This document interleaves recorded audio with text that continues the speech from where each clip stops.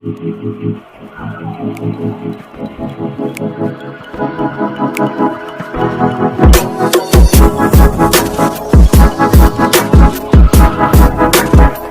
kembali lagi bersama saya di sini, Pak Arnold Simbolon. Oke, baik. Nah, masuk kita ke materi baru, yaitu tentang pengujian perangkat lunak atau software testing. Nah, dimana kita yang pertama itu sudah mempelajari tentang pengetahuan umum mengenai pengujian produk, lalu kita juga ada di situ tujuan, keuntungan. Nah, sekarang kita lebih spesifikasi itu pengujian perangkat lunak atau software testing.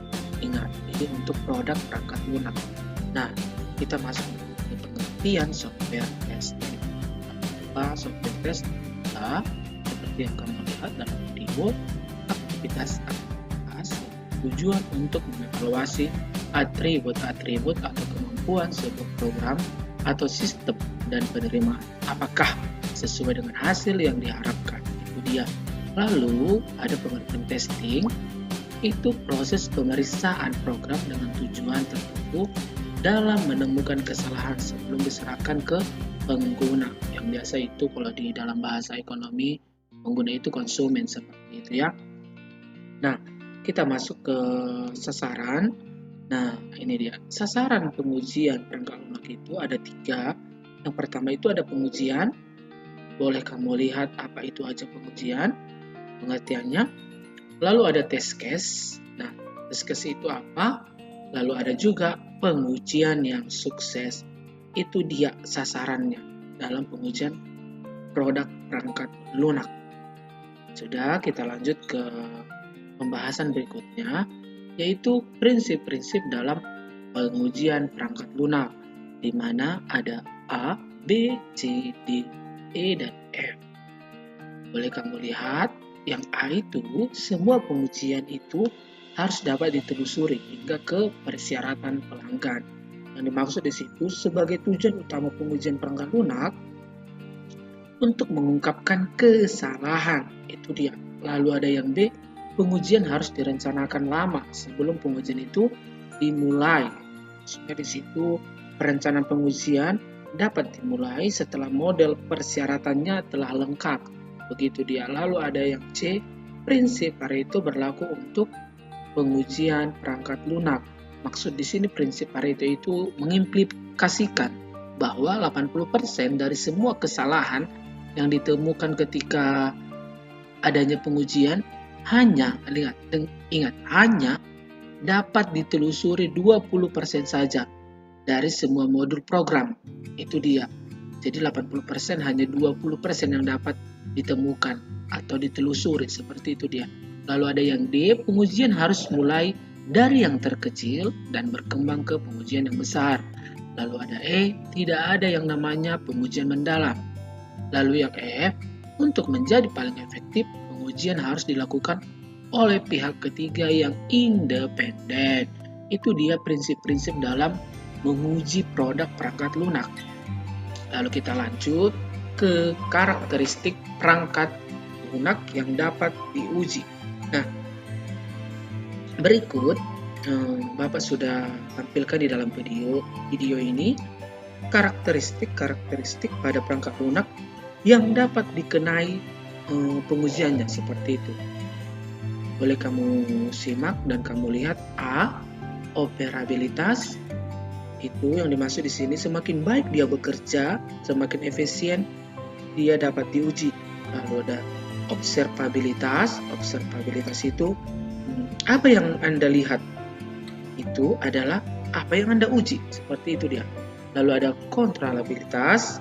Itu maksudnya semakin baik kita dapat mengontrol suatu perangkat lunak, semakin banyak pengujian yang dapat dioptimalkan.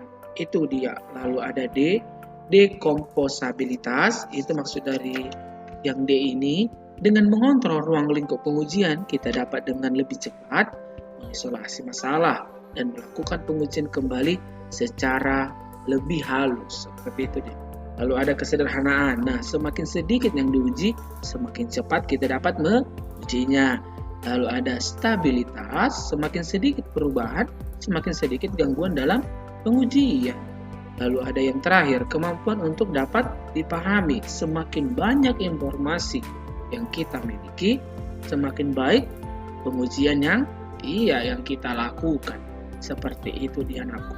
Lalu kita masuk ke bagian yang ketiga, melakukan perencanaan software. Nah, dalam melakukan perencanaan software ini ada beberapa poin, bahkan lebih dari 10. Nah, ini Bapak tandai dari huruf A, lihat tanda panahnya ke bawah, B ke atas, C ke bawah, seperti itu berikutnya ya. Lalu mari kita bahas yang A. Nah, dalam melakukan pengujian terhadap suatu perangkat lunak harus dilakukan perencanaan tentang apa saja yang diperlukan dalam pelaksanaan pengujian tersebut. Nah, ini Bapak cantumkan beberapa langkah yang sering dilakukan dalam perencanaan pengujian perangkat lunak, seperti itu dia. Nah, A memperoleh dokumen, lalu yang B memperoleh kebutuhan biaya dan pengaturan jadwal, lalu yang C menentukan anggota tim yang akan menguji produk perangkat lunak, lalu yang D mengidentifikasi risiko, lalu yang E menentukan pendekatan pengujian. Itu dia. Lalu kita lanjut, ini masih ada lanjutannya. Nah, yang F, lihat tanda panahnya ya, sampai berikutnya nanti. Lalu yang F menentukan kebutuhan lingkungan pengujian. Lalu yang G menentukan data, seperti itu dia. Lalu yang H menentukan alat, ada menentukan data, menentukan alat juga. Lalu yang I mengidentifikasi tugas, tugas-tugas apa saja, seperti itu. Lalu yang J menetapkan perkiraan jadwal, seperti itu dia. Lalu masih ada lanjutannya. Yang K melakukan pengelompokan terhadap data yang masuk, baru dianalisis dan jenis-jenis error yang terjadi pada produk perangkat lunak. Lalu yang L menyiapkan pengujian dan membuat dokumen. Lalu yang M menyiapkan lingkungan tes. Lalu yang N memperoleh dan menginstal perangkat lunak. Lalu yang O melakukan pengujian. Nah, masih berlanjut. Yang P melakukan evaluasi dan melaporkan hasil. Lalu yang Q mencari error. Lalu yang R melaksanakan pengujian ulang jika dibutuhkan, seperti itu. Jadi pengujian itu tidak sekali jalan langsung berjalan dengan lancar, seperti itu dia. Sekali tes langsung lancar, tidak. Perlu lagi, mana tahu, diulang lagi, seperti itu dia. Lalu yang terakhir, S, melakukan pemeliharaan terhadap hasil pengujian dan membuat perencanaan ulang pengujian lingkungan tes maupun testware, seperti itu dia ya. Mari kita lanjut. Nah, pembahasan kita yang keempat, indikator pengujian software. Nah, di indikator pengujian software ini, Bapak mau terangkan, dalam berbagai kasus pengujian terkadang sulit untuk menentukan keberhasilan maupun kelayakan dari pengujian tersebut. Ingat ya, sulit. Ya. Dalam melaksanakan pengujian terdapat beberapa poin. Ini dia, ada poin Bapak cantumkan dalam video. Untuk menentukan keberhasilan dari pengujian yang dilakukan, untuk menentukan keberhasilan ya, untuk menentukan keberhasilan yang diuji. Nah, yang pertama itu ada pengujian tersebut memiliki probabilitas yang tinggi untuk menemukan kesalahan. Nanti kamu baca lagi. Lalu yang kedua itu pengujian yang baik. Nah, yang kedua itu Bapak baca itu yang warna hijau di sampingnya.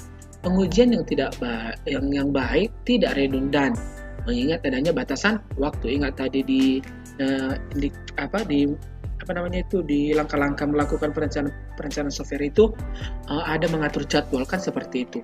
Lalu yang ketiga itu yang warna biru yang di bawah, pengujian, ini ada double P dalam pengujian ya, itu sebenarnya satu. Pengujian yang baik haruslah jenis yang terbaik. Pengujian harus dapat menentukan jenis pengujian yang terbaik.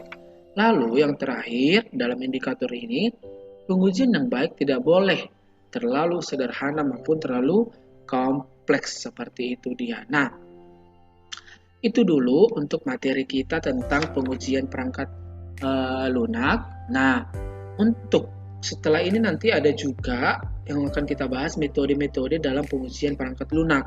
Lalu juga ada nanti yang keenam, strategi pengujian perangkat lunak. Nah, Bapak pisah 5 dan 6 karena 5 dan 6 itu lebih banyak materinya dari yang prinsip. lalu ada karakteristik, lalu ada juga melakukan perencanaan, lalu ada juga indikator itu tadi. Seperti itu dia. Bapak harap video ini kamu simak dan baca baik-baik karena Bapak cantumkan juga bentuk teks, lalu ada juga suara. Seperti itu dia ya.